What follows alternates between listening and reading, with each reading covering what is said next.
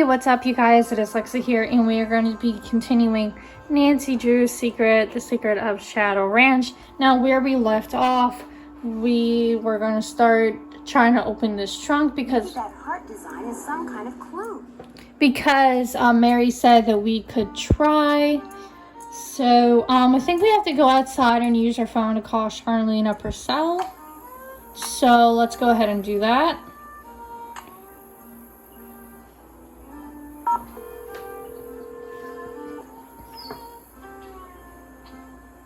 Charlena Purcell's office. Hi, my name is Nancy Drew. May I please speak to Miss Purcell? Concerning? I'm staying at a ranch in central Arizona, and since she knows so much about the history of Arizona, I thought maybe she could answer some questions for me. Questions concerning? Well, I came across a very old trunk that might contain stuff that has to do with these people named Dirk Valentine and Francis Humber. Only I can't open it. Did you say Dirk Valentine? And his girlfriend, Francis Humber, yes. Ah. Oh, would you hold, please? Thank you for holding, and thank you for calling the office of Charlena Purcell. Miss Purcell's latest novel, Like Wind Through My Heart, was an instant bestseller. And like so many of her novels, it recently received the Catherine Coop Award for Historical Excellence. Reading a Charlena Purcell novel is like traveling through time to the Old Southwest on the wings of love. This is Charlena. Who is this again? Nancy Drew? Tell me about the trunk you found. Well, the lock seems to have something to do with this image that's engraved on the trunk right above it. Describe the image. It's this kind of abstract design made up of hearts and doves and the initials EH and AH. EH would be Eldridge Humber, and AH would be Abigail Humber. Frances Humber's grandparents on her father's side. Her mother died when she was 10. Now, the picture no doubt commemorates their wedding day, which was 4/9/11. April 9th, 1811. Okay, that's what we actually need. Those numbers must have something to do with the directions in which those wrenches need to be pointing. I'm afraid I wouldn't know. In the course of my research, I've only read about the trunks Merrill and Eldridge Humber handcrafted. I've never actually opened one. However, I've been running across fascinating tidbits concerning the Humber family and stashing them away for years. When I have enough tidbits stashed away, I may well write a book about them.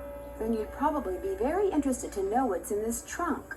Yes, I would. And since I've helped you, or tried to, it's only fair that you help me, don't you think?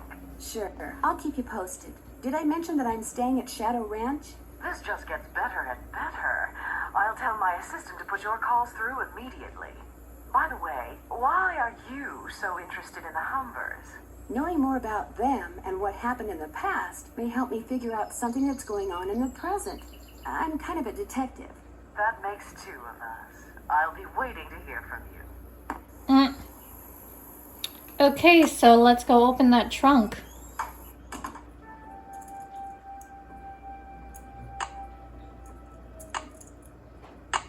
Oops.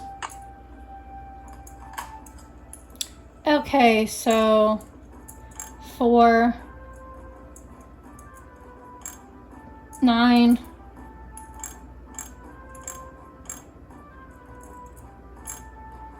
Wait a minute, let's put them all.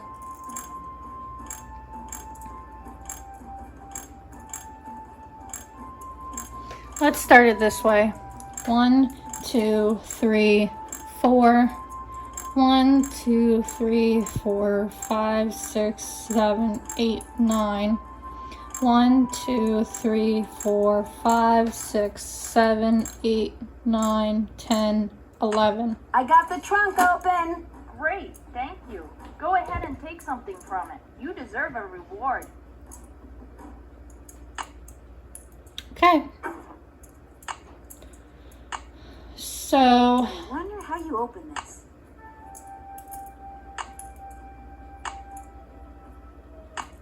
Bingo! yay. H. Francis Humber? Okay. So this must be Francis then. I mean.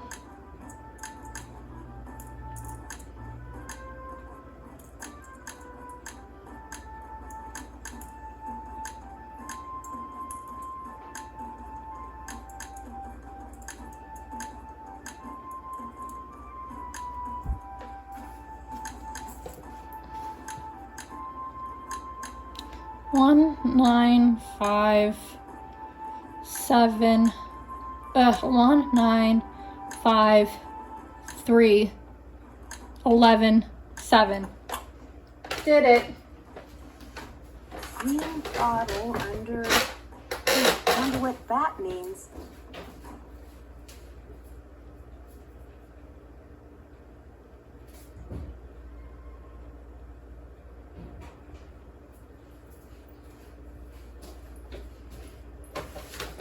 Okay, don't know. What now?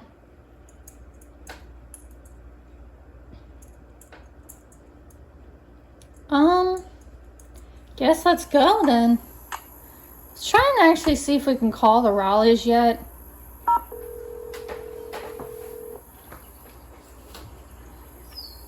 Hello? Hi, Yay! Mrs. Raleigh. It's Nancy again. Hi, Nancy. It's Nancy. I can hear that. How is Mr. Raleigh doing? Let's get something straight right now. Even though we're Bess and George's aunt and uncle and not yours, I want you to call us Aunt Bet and Uncle Ed too. Got that?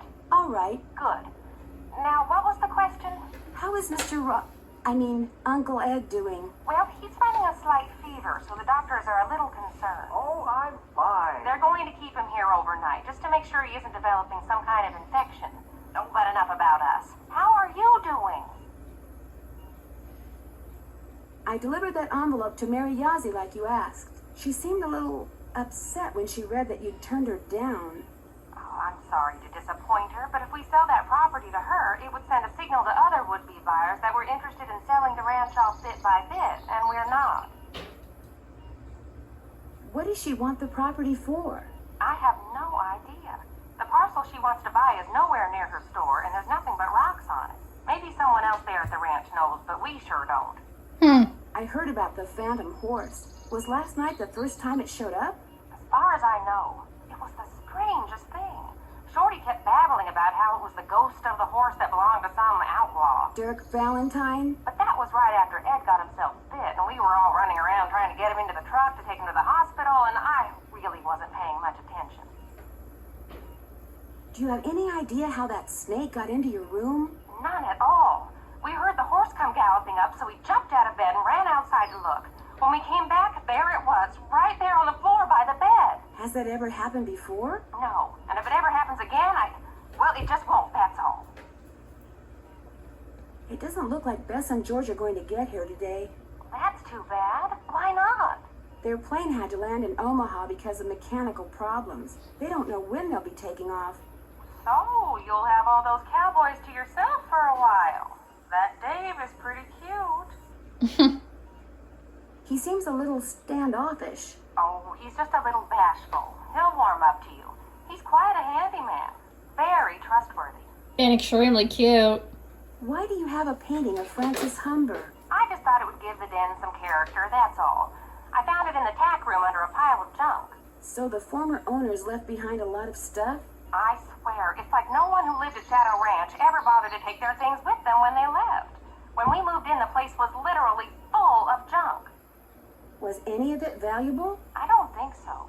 I mean, to me it all looked like junk, so I got rid of it. I sold most of it to Mary Yazzie. She gets a lot of antique collectors in her store. Some things I kept, like Francis's favorite recipes. And that ridiculous blanket chest. You were good on keeping that. Oh, yes, and I kept that triangular-shaped chest in the den. It used to belong to Merrill Humber. He was Francis's father. And I figured since I was keeping that picture of Francis, it was only fair that I keep something of his. What kind of logic is that? Oh, hush. I'll be in touch. All right, dear. Bye now. Bye. Okay, let's call Charlena back.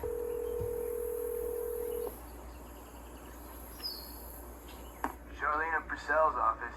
Hi, this is Nancy Drew. May I please speak to Miss Purcell? She told me to put you right through. She even told me to make sure you didn't have to listen to that recording again. You really raved. Hello, Nancy. So what have you discovered? I opened that trunk and found a locket watch in it that used to belong to Francis. And was anything in the locket watch? Half a picture. I'm pretty sure what's there is a picture of Frances. I think the missing half was of her father. Anyway, on the back it said, green bottle under. Wonder what that means. It looks like the rest of the sentence is on the half that got torn off. I know a lot about the Humbers, but I don't know anything about a green bottle. What happened to all of Dirk Valentine's ill-gotten gains? That's what I'd really like to know. Actually, I may know what happened to it. If you're talking about the rumor that Dirk hid his fortune in such a way that only Frances would be able to find it, I know all about it, and I tend to believe it, seeing that Dirk was basically just a high-spirited, fun-loving guy who loved to take risks. The thing is, after Dirk's demise, Frances spent the rest of her life teaching school in Ohio, which strongly suggests that she never found the treasure, so the rumor probably isn't true. I think I know why she never found it. Really? Tell me. I found a letter from Dirk that Frances never read. It told her how to start looking for what he'd hidden for her. His clues were rather obtuse, though. For example? For example, he refers to her favorite flowers and the flowers on her favorites. Do you know what that means? No, and that's the problem. Whatever clues he left for her no doubt relate to things only she and no one else would understand. Well, I'm going to try to figure it out anyway. That's the spirit. And if you think there's something I can help you with, please do not hesitate to call. Talk to you soon. You do that. Okay, I guess now, the only thing really I can think to do right now is to go back to the ranch, because there's not too much, I don't think, really to do for the day. Like the day in the game. Because there is that puzzle inside Mary's gift shop, but you can pretty much do that up until a certain point in the game. So, I'm not really in a rush to do it.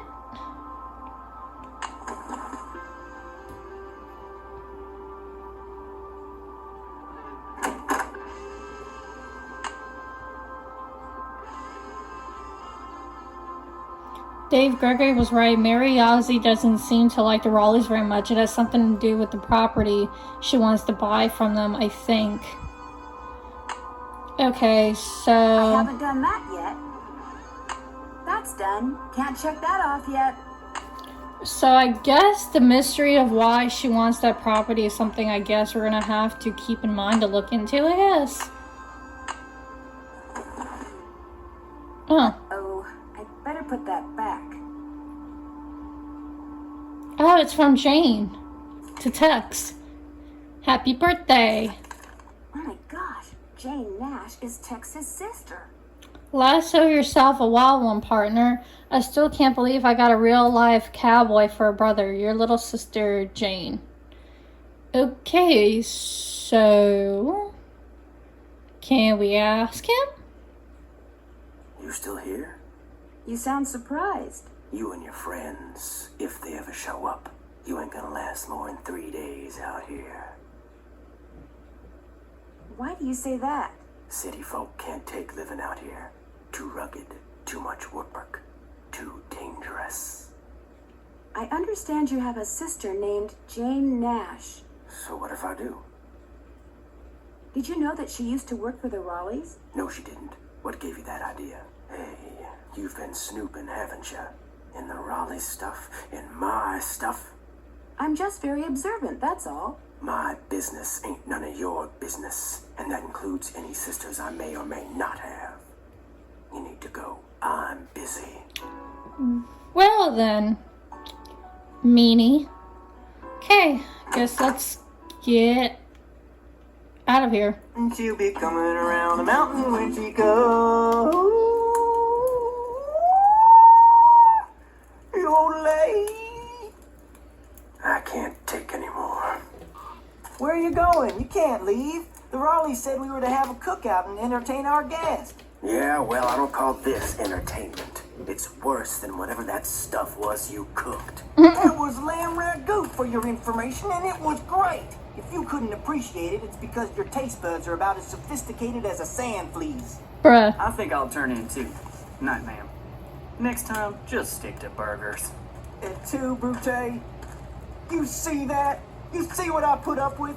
Day in and day out, I cast my culinary pearls before ungrateful, uncultured swine. Well, I'll show them. I'll write a best-selling cookbook, that's what I do. Then I'll get my own TV show, then I'll do a movie. While they're out here, Gazillionaire. Oh my gosh. There's the horse. Oh my god, it's the Phantom Horse.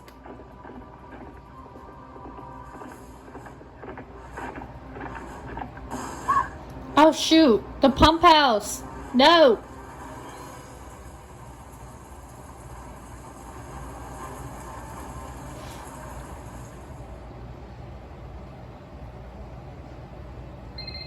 And you say this happened right after that Phantom Horse showed up again? The pump house blew just as the horse was galloping away. Oh my, this is awful. Maybe Shorty was right. Maybe that horse is a bad omen. I'm more inclined to think that someone is using that horse to divert attention. What do you mean? It's possible that while everyone's attention was on that horse, someone sabotaged the pump house. Why on earth would someone sabotage the pump house? Someone may be trying to chase you off the ranch. But why? That I don't know yet. You don't think Tex or Shorty or Dave is somehow involved, do you? It's possible, but I just don't know yet. Oh my, you might not be safe there. Maybe we should send her home. I'll be fine, really. I want to help, and I can help. Well, it sounds like we could certainly use your help. Can you think of any reason why someone might want you off the ranch? No, but I'll tell you what. Ed and I will put our thinking caps on, and if anything comes to us, we'll call you. Have you called the sheriff and told him all this? Not yet. Tell her about the storm. Tell me about the what? The storms. You need to be careful when you go riding because it can be sunny one minute and pouring down rain the next. I'll be careful. Oh. And if you have any more questions, just call. One more thing. Until I figure out what's going on, it would probably be a good idea not to mention my suspicions to anyone at the ranch. Of course. Keep in touch. I will. Bye. Aw. We gotta call the girls and tell them this. We gotta call the girls. We gotta call them. We gotta tell them. Sub horse. Hello? Where are you guys? You've got to get out here. I saw the Phantom Horse last night. Know what we saw last night? The inside of a motel room in St. Louis. Really? Tell me you're joking. Our plane finally took off at 7 last night. We didn't call you because we wanted to surprise you. Only the next thing we knew, we were being diverted to St. Louis on account of bad weather, so the airline put us up at a motel. But when we came back to the airport this morning, guess what? You're fogged in. We're fogged in. I have never seen fog this thick. Visibility's 3 feet tops. You can barely drive in the stuff, let alone land and take off. Let's change the subject. So you saw the Phantom Horse? Last night, right after the campfire, this glowing horse appeared out of nowhere, then went galloping away. And right after that, the main pipe in the pump house sprang a leak. Another case of bad luck? I think not. So while everyone's attention was on the horse, someone sabotaged the pump house. First the rattlesnake, now this. Yikes. Has either of you Let's two ever continue read to talk to anything the by an girls. author named Charlena Purcell? She writes romance novels that take place in the Old West. That rules me out. I saw her on a talk show once. Seemed kind of full of herself. Why do you ask? I had to call her in order to open this old trunk at Mary Yazie's. She knows a lot about the people who used to live at Shadow Ranch. I bet I know more about 19th century clothing design than she does. Oh, George. I found a half-burned note that had a bunch of gibberish on it in the fire pit. Gibberish? You mean like a code? That could be why someone tried to burn it, so no one else at the ranch would ever know what it said. Maybe it was about the sabotage. That's just what I was thinking. So just find a way to decode that message and you'll be all set. I found a locket that belonged to Francis Humber. It had a picture in it with the words "green bottle under" written on the back. Maybe the bottle's a clue to where Valentine's loot is hidden. Could be, although I'm really not sure how. If we're right, and Francis never found that treasure. Well, that green bottle obviously meant something to her. I think you should find it first and ask questions later. True. That's it for now. Thanks for calling. Bye, Nan. Bye. Okay, at least let's go out to the pump house to kind of see. Oh. crime scene ordered by the sheriff. Okay, so it looks like we're gonna have to call the sheriff, but I'm gonna wait to do that sort of stuff in the next video as we start into day 2 next time. So make sure you guys tune in for that. Don't forget to like and comment on my videos, including this one, and subscribe to my channel. Support means a lot to me because I enjoy doing this as a hobby. I really do. And please hit the bell to get notified for when I do post new videos. Make sure you stay tuned for more because there is so much to uncover from this mystery. It's getting exciting.